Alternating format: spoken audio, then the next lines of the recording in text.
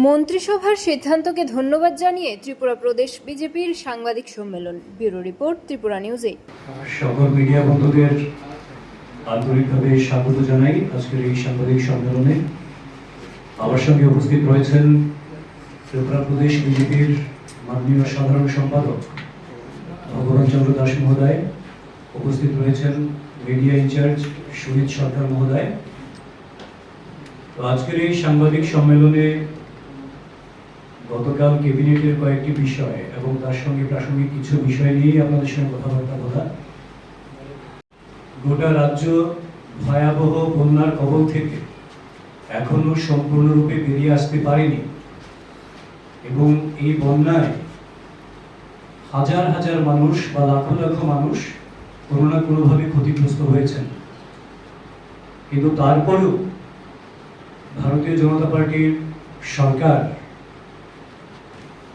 রাজ্যের জনপ্রিয় মুখ্যমন্ত্রী অধ্যাপক ডক্টর মানিক সাহা মহোদয়ের নেতৃত্বে জনকল্যাণের জন্য এই বন্যার্তদের, বন্যা পীড়িতদের উদ্ধার, তাদেরকে আবার স্বাভাবিক জীবনযাপনে ফিরিয়ে আনার জন্য এবং তাদের যে ক্ষয়ক্ষতি হয়েছে সেখানে যতটা সম্ভব সরকারিভাবে সাহায্য সহযোগিতা করার সর্বাত্মক উদ্যোগ গ্রহণ করেছেন এবং সেই সঙ্গে রাজ্যের যারা বেকার যুবক যুবতী রয়েছেন এবং যারা বিভিন্ন জায়গায় কর্মরত রয়েছেন, আর্থিক সংগতি তাদের একটু বৃদ্ধি করা ইত্যাদি অনেকগুলি গুরুত্বপূর্ণ সময় উপযোগী এবং মানবিক পদক্ষেপ এই সময়ের মধ্যে নিয়েছেন।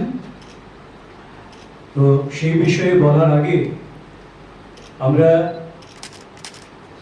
সবার অবগতির জন্য জানাতে চাই, দেশের যশস্বী প্রধানমন্ত্রী মাননীয় নরেন্দ্র মোদীজি ত্রিপুরার এই ভয়াবহ বন্যা পরিস্থিতিতে সার্বিকভাবে সর্বত সহযোগিতার হাত প্রসারিত করেছেন। ইতিমধ্যেই আপনারা জানেন 40 কোটি টাকার প্রাথমিক একটি স্যাংশন যেমন দিয়েছেন, সেই সঙ্গে যারা বন্যায় নিহত হয়েছেন তাদের পরিবারদের প্রত্যেককে 2 লক্ষ টাকা করে প্রদান করার ঘোষণা করেছেন এবং সেই সঙ্গে যারা আহত হয়েছেন তাদের প্রত্যেককে 50,000 টাকা করে প্রদান করার সিদ্ধান্ত মোদীজির সরকার নিয়েছেন।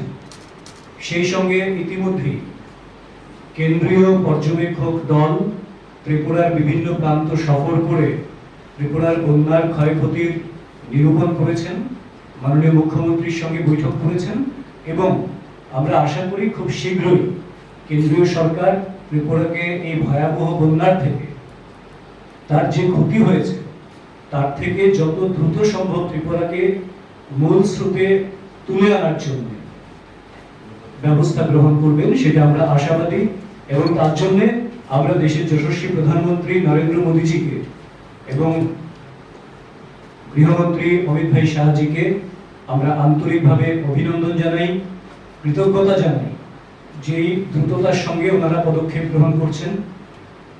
সেই সঙ্গে আমরা আরো বেশি আনন্দিত যে এই বন্যায় যে চরম ক্ষতি হয়েছে রাজ্যের, তাতে কিছুটা সাহায্য সহযোগিতা করার জন্য ইতিমধ্যেই মধ্যপ্রদেশ সরকার, উত্তরপ্রদেশ সরকার, অরুণাচল প্রদেশ সরকার, আসাম সরকার, ছত্তিশগড় সরকার ত্রিপুরা রাজ্যের এই বন্যা থেকে ত্রাণ এবং উদ্ধার কাজের জন্য এবং তার রিবিল্ড করার জন্য ত্রিপুরার তারা তাদের আর্থিক সহায়তা প্রদান করেছেন। আমরা ভারতীয় জনতা পার্টি ত্রিপুরা প্রদেশের পক্ষ থেকে সেই সমস্ত সরকার এবং জনগণ যারা রয়েছেন সেই রাজ্যের, তাদেরকেও আন্তরিক ধন্যবাদ জানাচ্ছি এবং কৃতজ্ঞতা জানাচ্ছি। গতকাল ক্যাবিনেটে অনেকগুলি গুরুত্বপূর্ণ সিদ্ধান্ত গ্রহণ করা হয়েছে। তার মধ্যে সব মিলে আমরা দেখি জেআরবিটি পরীক্ষা, যেটা প্রায় 1 বছর আগে সম্পন্ন হয়েছিল, গ্রুপ ডি, তার চূড়ান্ত ফল আগামী 7 বা 8 সেপ্টেম্বর প্রকাশিত হবে এবং এই ফল প্রকাশের পরেই বিভিন্ন ডিপার্টমেন্ট ওয়াইজ তাদেরকে নিয়োগ করার প্রক্রিয়া শুরু হবে। সেই সঙ্গে স্বরাষ্ট্র দপ্তরে ইতিমধ্যেই 1000 জন পুলিশ কর্মী নিয়োগের প্রক্রিয়া প্রায় সম্পন্ন হয়েছে এবং তাদের নিয়োগপত্র প্রদানও খুব শীঘ্রই শুরু হবে। সঙ্গে আরও 916 জন কনস্টেবল নিয়োগের সিদ্ধান্ত গ্রহণ করা হয়েছে। অনুরূপভাবে ট্যুরিজম ডিপার্টমেন্টে 51 জন নিয়োগের সিদ্ধান্ত গ্রহণ করা হয়েছে। Tripura state legal authority services authority, Tripura state legal services অথরিটিতে 42টি শূন্যপদ সৃষ্টি করা হয়েছে। একমাত্র সরকারি আমাদের যে সঙ্গীত মহাবিদ্যালয় এসডি বর্মন মিউজিক কলেজ, সেখানে 23 জন ইনস্ট্রাক্টর মিউজিকের নিয়োগের সিদ্ধান্ত গ্রহণ করা হয়েছে। বিভিন্ন ডিগ্রি কলেজগুলিতে 126 জন অ্যাসিস্ট্যান্ট প্রফেসর নিয়োগের সিদ্ধান্ত গৃহীত হয়েছে। ইন্ডাস্ট্রি এন্ড কমার্স ডিপার্টমেন্টে 9 জনকে নিয়োগ করার সিদ্ধান্ত নেওয়া হয়েছে। আরবান ডেভেলপমেন্ট ডিপার্টমেন্টে 19 জন ইউডি ক্লার্ক নিয়োগের সিদ্ধান্ত গ্রহণ করা হয়েছে এবং 23 জন ডেভেলপমেন্ট অফিসার নিয়োগ করা হবে। সেই সঙ্গে 83 জন ওয়ার্ড সেক্রেটারি নিয়োগ করা হবে। তো সব মিলে যদি আমরা দেখি, একেবারে নতুন করে শুধুমাত্র কালকের ক্যাবিনেটে 3792 জনের নিয়োগের প্রক্রিয়ার ঘোষণা করা হয়েছে এবং তার আগের যে 1000 কনস্টেবল নিয়োগের প্রক্রিয়া প্রায় সম্পন্ন, শুধুমাত্র তাদেরকে এখন আনুষ্ঠানিকভাবে নিয়োগপত্র দেওয়ার কাজ বাকি। সব মিলে 4792 জনকে নিয়োগের প্রক্রিয়া গ্রহণ করা হয়েছে। গতকাল ক্যাবিনেটে এই গুরুত্বপূর্ণ সিদ্ধান্ত গ্রহণ করা হয়েছে। সেই সঙ্গে আরো কিছু সিদ্ধান্ত গৃহীত হয়েছে। রাজ্যের মাননীয় মুখ্যমন্ত্রী যারা নির্মাণ শ্রমিক রয়েছেন রেজিস্ট্রিকৃত, তাদের জন্য এককালীন 4000 টাকা করে প্রদান করার ঘোষণা করেছেন, যেহেতু তারা কাজকর্ম করতে পারছিলেন না। এবং সেই সঙ্গে পাম্প অপারেটরদের বেতন বৃদ্ধি করে 7500 টাকা, নন পাম্প অপারেটরদের 7000 টাকা করা, এসপিওদের বেতন বৃদ্ধি করে প্রতি মাসে 12000 টাকা করা, এই সমস্ত গুরুত্বপূর্ণ সিদ্ধান্তগুলি গতকাল গৃহীত হয়েছে, যেগুলি স্পষ্টভাবে জানান দেয় যে এই সরকার দুঃসময়ে মানুষের পাশে আছে, এই সরকার মানবিক সরকার এবং এই সরকার প্রতিকূলতা বাধা যতই আসুক না কেন উন্নয়ন এবং অগ্রগতিকে সর্বোচ্চ প্রাধান্য দিয়ে জনগণের জন্য সমর্পিত সরকার। কাজে এই সময় উপযোগী মানবিক যে সিদ্ধান্তগুলি গ্রহণ করা হয়েছে, তার জন্য আমরা ভারতীয় জনতা পার্টি ত্রিপুরা প্রদেশের পক্ষ থেকে রাজ্যের মাননীয় জনপ্রিয় মুখ্যমন্ত্রী অধ্যাপক ডক্টর মানিক সাহা মহোদয় সহ সম্পূর্ণ ক্যাবিনেট এবং সবাইকে, সংশ্লিষ্ট সবাইকে আন্তরিক অভিনন্দন জানাই, শুভেচ্ছা জানাই এবং রাজ্যবাসীকে আমরা আবারও বলতে চাই যে আপনাদের দ্বারা গঠিত এই সরকার আপনাদের প্রত্যেকের সমস্ত দুঃখ যন্ত্রণায় আপনাদের সঙ্গে রয়েছে, আপনাদের পাশে রয়েছে। সর্বোচ্চ সহায়তা, সর্বোচ্চ সাহায্য এবং সরকারের পক্ষ থেকে সর্বোচ্চ স্তরে যা যা করণীয় প্রত্যেকটাই করা হবে, যাতে প্রত্যেকের জীবন মানের উন্নয়ন হয় এবং প্রত্যেকের জীবন মান যাতে একটা স্থিতিশীল অবস্থায় চলে আসে। এই বিপর্যয়ের পরেও সেই উদ্যোগ সর্বাত্মক রয়েছে এবং তা জারি থাকবে। শুধুমাত্র আপনারা সরকারের সঙ্গে সহযোগিতা করুন, ধৈর্য রাখুন এবং বাকি এই মুহূর্তে আরেকটা কথা না বললেই নয়। আমরা দেখতে পাচ্ছি একেবারে সাংবাদিক বন্ধু থেকে শুরু করে বিভিন্ন প্রতিষ্ঠান, ক্লাব, সামাজিক সংস্থা, সাংস্কৃতিক সংস্থা, ব্যক্তিগত উদ্যোগ কিংবা বিভিন্ন অ্যাসোসিয়েশন, সে আপনি ডক্টরস বলুন, নার্সেস বলুন, ইঞ্জিনিয়ার্স বলুন, বিভিন্ন পেশা, সমস্ত স্তরের মানুষ প্রতিদিন প্রতি মুহূর্তে এই ভয়াল বন্যার পর যে ক্ষতি হয়েছে সেটাকে অনুধাবন করে মুখ্যমন্ত্রী ত্রাণ তহবিলে যার যতটা সামর্থ্য আছে ততটা প্রদান করছেন। আমরা প্রত্যেকের কাছে আন্তরিক কৃতজ্ঞতা জানাই, ধন্যবাদ জানাই যে মানুষের দুঃসময়ে মানুষকে এখান থেকে বেরিয়ে আসার জন্য, মানুষকে মুক্তি প্রদান করার জন্য এবং তাদের দুর্ভোগ যাতে একটু লাঘব করা যায় সেই জন্য সরকারের সঙ্গে যেভাবে সবাই সহযোগিতার হাত বাড়িয়ে দিয়েছেন তাদের প্রত্যেককে আমরা আন্তরিক কৃতজ্ঞতা এবং শ্রদ্ধা জানাই, অভিনন্দন জানাই, ধন্যবাদ জানাই। আপনাদের যদি কোনো প্রশ্ন থাকে। এটি গত পরশু দিনের ক্যাবিনেটে কি 4792 জন?